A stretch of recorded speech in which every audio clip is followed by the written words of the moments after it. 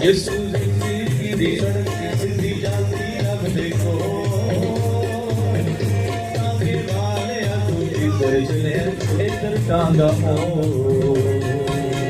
यीशु जिंदगी दी सड़क जिंदी जाती रब देखो सारा कवर हो गया खुदा दे खूबसूरत नाम च ਤੁਹਾਨੂੰ ਸਲਾਮ ਪਹੁੰਚੇ ਮੈਂ ਨਵੀਦ ਵਸੀ ਅਸੀਂ ਇਸ ਮਹੀਨੇ ਦੇ ਵਿੱਚ ਖੁਸ਼ਖਬਰੀ ਦਾ ਪੈਗਾਮ ਆਪਣੇ ਲੋਕਾਂ ਤੱਕ ਲੈ ਕੇ ਜਾ ਰਹੇ ਹਾਂ ਉਹਨਾਂ ਨੂੰ ਦੱਸ ਰਹੇ ਹਾਂ ਕਿ ਖੁਦਾ ਤੁਹਾਡੇ ਨਾਲ ਪਿਆਰ ਕਰਦਾ ਹੈ ਤੇ ਕੁਝ ਹਦੀਏ ਦੇ ਤੌਰ ਤੇ ਆਪ ਦੇ ਰਹੇ ਹਾਂ ਲੋਕਾਂ ਨੂੰ ਤਾਂ ਕਿ